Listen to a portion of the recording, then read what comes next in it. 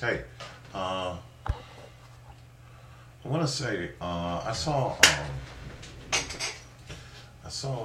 about what am I saying? I saw Beyonce. I was reading this like Ti. This what is this giant cover? So Ti cleans up his act. There's something about the Obama effect, and I was thinking about Obama, but I saw Beyonce's new video and classic, you know, classic. I bought this. I forgot when I bought it, but you know, classic Betty Page. What's to say? What's the problem? You know, it's classic Betty Page. No, Beyonce is an extremely beautiful girl, and I think that's sometimes with her acting. It's nice to see her dirtied up a little bit, just the running makeup and stuff. It sells the emotion a little bit, and I think that especially when we talk about classics, I think especially black female actors, that was one thing that really sold Diana Ross's. Well, is it? No, it wasn't Mahogany. It was her Billie Holiday. No, that was Mahogany, right? Billie Holiday, when she played Billie Holiday with Richard Pryor and Billy D. Williams, is that she was like one of the first actresses to ever just go grit and grind, just completely dirty, just ragged tone, toe down to the flow down. Yeah. you know, and she did it without no makeup. She looked atrocious, but it totally sold the role, and so I really enjoyed that video. Like I say, I have that teaserama, the inspiration off of that. The old pinup stuff is nice. Is nice to see girls not showing, not all tatted up. It's like really, it's just like, I'm sorry, but you ripping up your skin cannot possibly improve it. Certain things ain't broke, But I understand. But speaking of another classic, I was looking at some of my old magazines, and this wasn't one of my favorites. My favorite back in the day was Computer 3D Graphics World. This is 1999. So I have one from 1990, 90 and 93. Not 1990. 1992, 1993. But I'm cleaning up, and I'm cleaning up all my stuff. I really got this place clean. Matter of fact, dining room, there's problems with the house, but I cleaned up a lot of the stuff. And I still got a lot to clean up, but it's so clean, right? That I fell asleep and I woke up and I thought I was lost. I thought I was gonna check the GPS and see where I was. I was just like completely like where. I was like, oh, I gotta go home. Woke up at my old crib. It was like, oh damn, I gotta go home.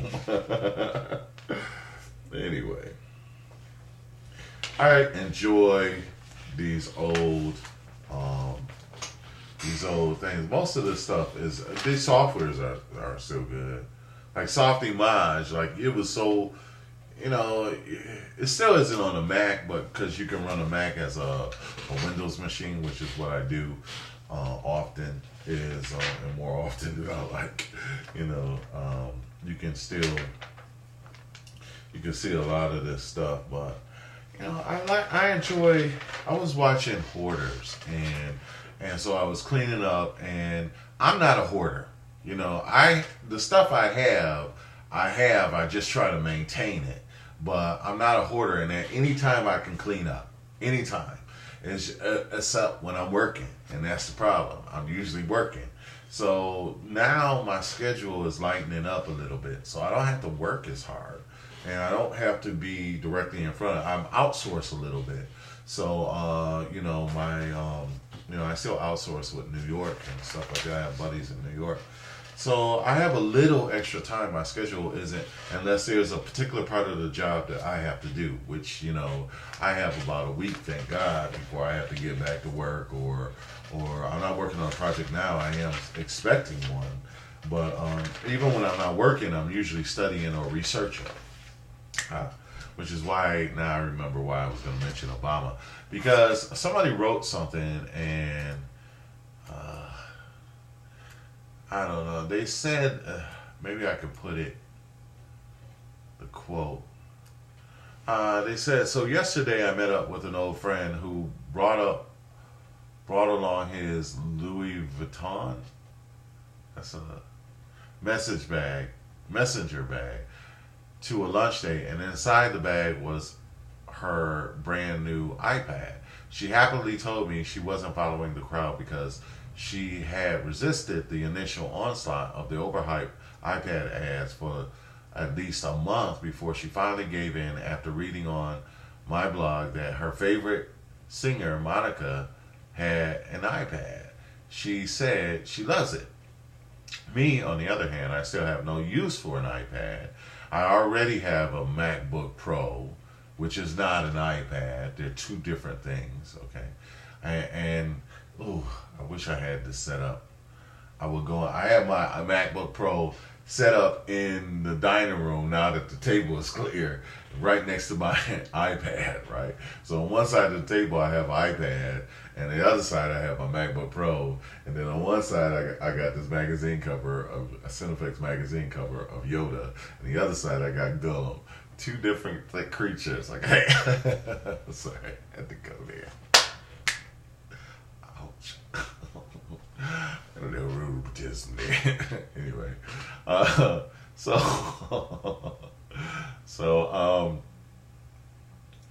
anyway, my point is, all right. My point is that this guy. I want to read. This guy says that Obama said that the iPad is useless, and that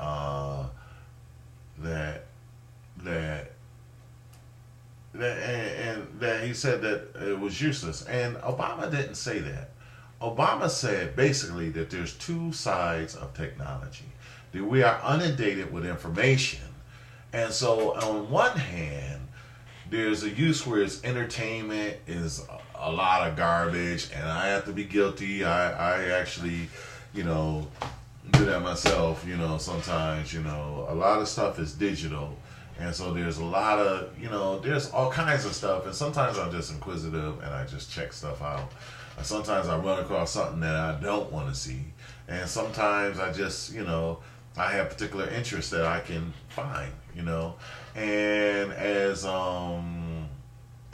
call it, as cult as some of it is, which is great. I could look up something from 35 years ago when I was a kid, or a teenager, or what have you, but there's also, but there is a lot of garbage out there. But there's also, as he said, that there's technology, has the emancipation effect, and there's knowledge and information and knowledge and power, and knowledge is power and stuff like that. So there's that side of it. So it's two sides of a coin. There's good and bad, but it's not necessarily bad that some of the technology is just fodder. That's not bad too, because sometimes you just need to just spaz out. But sometimes it can be distracting, and that's true.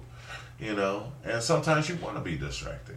So, but, it's not to devalue either side, but you got to remember that there are two sides of it. And at the same time, there's a TED conference and a TED talk that I haven't looked at. It's on my, that how the iPad won these awards, but it won because it's purposeful.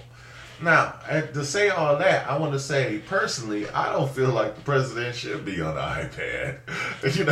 I don't want my national security based on the iPad. I mean, that just, I think that that's what Obama is supposed to say, you don't want anybody knowing that, the presidential information is on the iPad, or an iPhone. You know, maybe a few music things, you know, a few like he likes this group and that, but there should not be any, you know, security sensitive information on on any personal device that could be broken into, you know. I don't think the president should, I mean, he can have an iPad, but I don't think he should be, up there typing valuable information. That's okay for the meetings and for the meetings with, when you see somebody lose their something in the cab and they need their document, their presentation in the cab, and they need to email it or zip it up to the organization that they're about to meet in this conference, but not really, not the congressional staff. I broke into the president's iPad and I found pictures of Michelle and pictures of the first lady in this classic nylon. Nice thought, but not something that I really should be privy to. God bless you all. Love you all.